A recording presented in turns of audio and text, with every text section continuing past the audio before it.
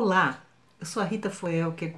Estou muito contente de estar aqui hoje com vocês, fazendo esse vídeo que é a propósito de uma pergunta que muitas vezes a gente se faz durante uma mesma encarnação. Os filósofos já fizeram essa pergunta, religiosos já fizeram essa pergunta.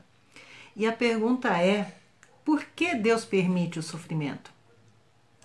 E nós temos algumas ideias, né, sobre a origem, sobre a causa do sofrimento nas nossas vidas. E especialmente como espíritas, muitas vezes nós lemos romances, histórias, narrativas, né? Lembrando que histórias não são livros de estudo, né? Histórias são experiências, são textos destinados a gerar certas reações e certas emoções, trazer algum conhecimento, mas em geral são obras ficcionais e não necessariamente retratam uma realidade, tá? E é muito bom ler romance, mas é só a gente lembrar disso.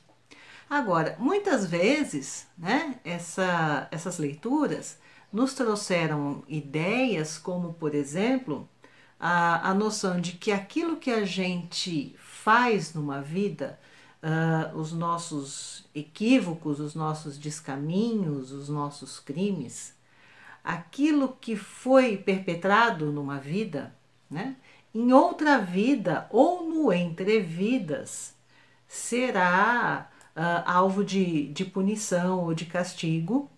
E tem muitos romances que realmente passam, né, transmitem essa ideia. No entanto, veja que curioso, tornou-se comum pensar que isso é uma aplicação da lei de causa e efeito. Que o que nós fazemos numa vida retorna noutra vida porque foi uma causa que nós disparamos e que vem ao nosso encontro como efeito num outro momento. E eu gostaria só de chamar a atenção para o fato, né, de que nas obras de Kardec, né, onde se fala sim em causa e efeito, essa expressão causa e efeito nunca aparece para explicar a relação entre o que quer que tenhamos cometido numa vida ou realizado numa vida e aquilo que sofremos ou que usufruímos no entrevidas ou numa vida seguinte. Nunca.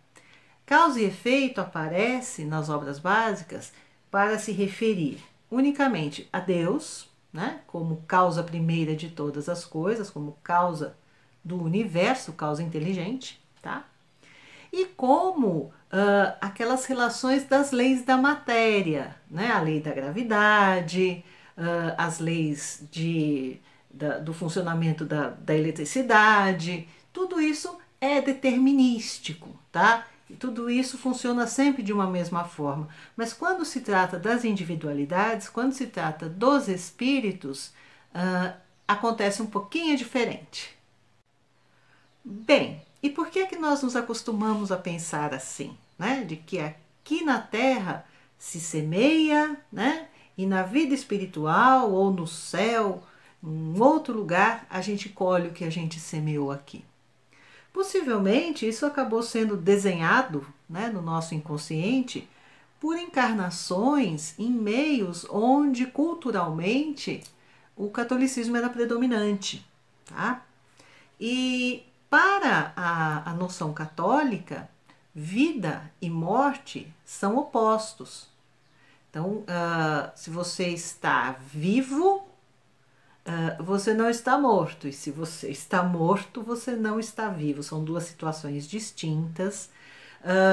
As grandes religiões cristãs, então, não apenas elas nos transmitiram, né, essas visões, como também reforçavam o fato de que a vida além da morte, né, independente de qualquer outra coisa, representava o sofrimento, né, a penação, né, para quem estivesse afeito ao mal, para quem tivesse cometido muitas atrocidades, enfim.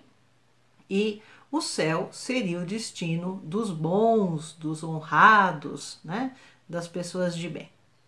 E agora, como é que isso fica quando a gente muda um pouco de perspectiva e deixa de ver vida e morte como opostos? Porque de fato elas não são. Vida e morte formam um contínuo, ou seja, essa inclusive é a visão das doutrinas orientais, não é? Ou seja, não existe oposição, existe uma continuidade. Em um momento estamos aqui, em outro momento estamos lá, mas estamos vivos.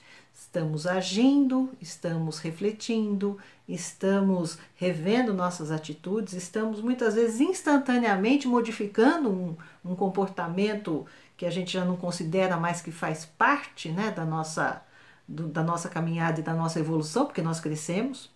E nós fazemos isso aqui ou lá. Então a vida e a morte uma é continuidade da outra. E em ambas nós somos conscientes, em ambas nós podemos refletir, em ambas nós podemos mudar. E é claro que na matéria acontece aquilo que a gente chama de um exercício mais efetivo, né?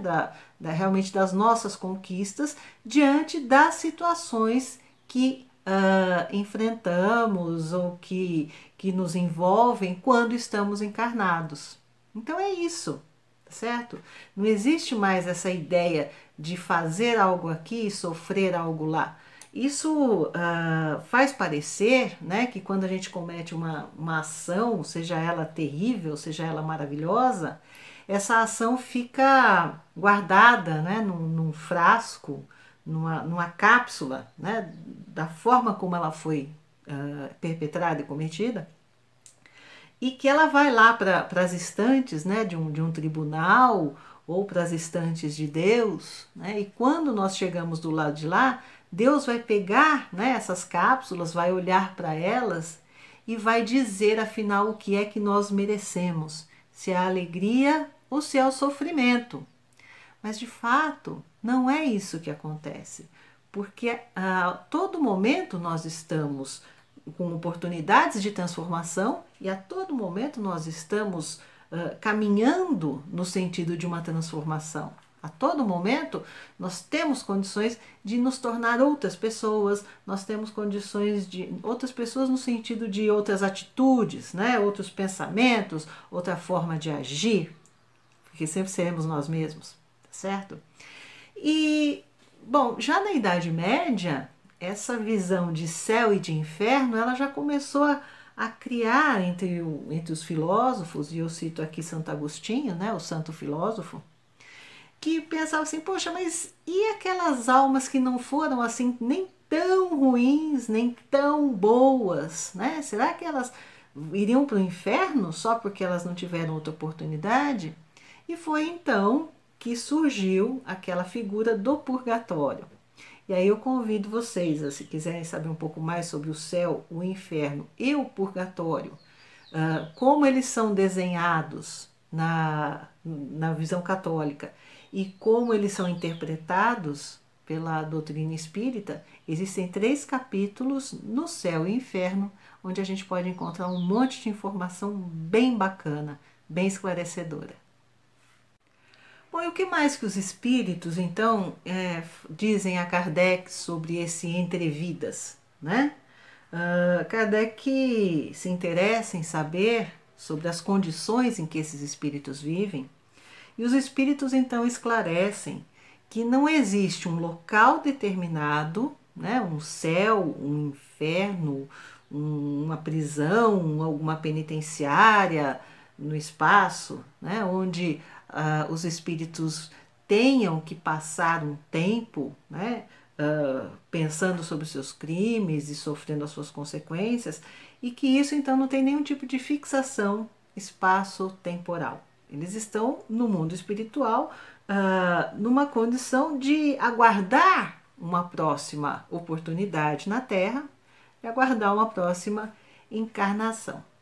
Agora, esses espíritos, muitas vezes eles se encontram e eles se reúnem por afinidades, por nível evolutivo, né? Pelo tipo de sintonia que se estabelece entre aqueles que estão com pensamentos semelhantes, emoções semelhantes ou desejos semelhantes e que estão numa determinada faixa de evolução.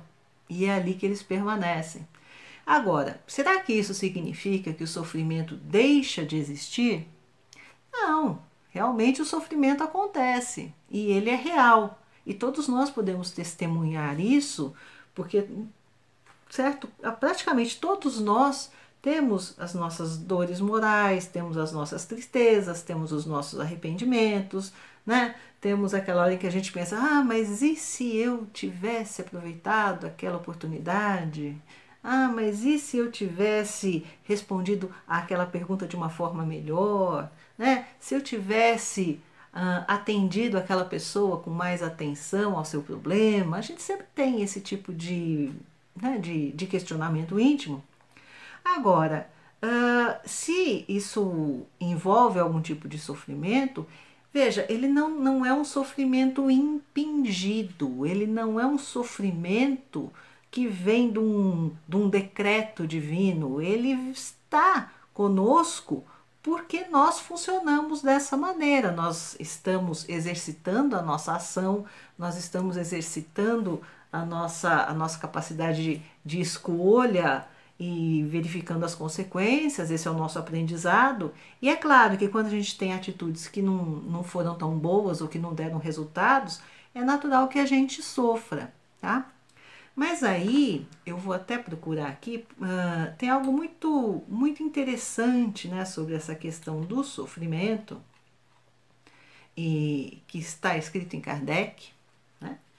E se ele existe, de onde é que ele vem? Tá? Se o sofrimento é real, de onde é que ele vem? Bom, diz então, né, Kardec, em O Céu e o Inferno, que, sendo o sofrimento inerente à imperfeição, eu vou falar de novo, sendo o sofrimento inerente, ou seja, próprio da imperfeição, sofre-se por tanto tempo quanto se for imperfeito, como se sofre de uma doença por tanto tempo quanto não se consegue extinguir as suas causas.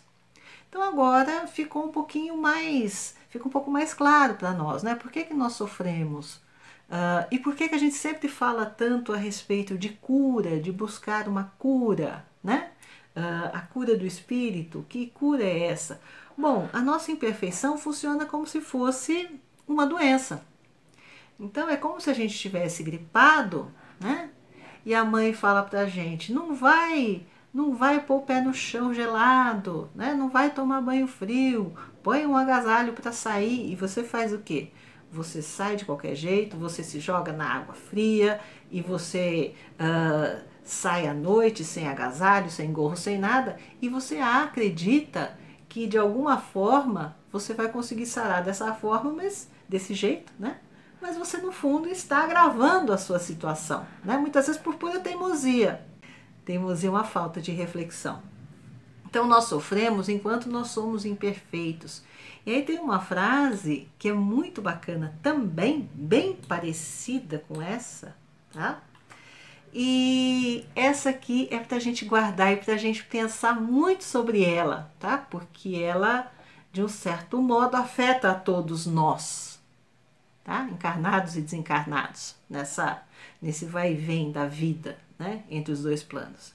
Que é o seguinte, veja só, cada um carrega consigo os elementos da sua própria felicidade, na razão da categoria em que o coloca o seu grau de adiantamento. A felicidade decorre das próprias qualidades dos indivíduos e não da condição material do meio em que se encontram. Ela está, portanto, em toda a parte onde existam espíritos capazes de ser felizes. Allan Kardec, O Céu e o Inferno, capítulo 3. Pesquisa lá. E aí qualquer coisa deixa um comentário pra gente, tá bom? Um grande abraço e até uma próxima oportunidade, né? Já agradecendo por essa e desejando que nós possamos estar novamente juntos em breve. Até lá!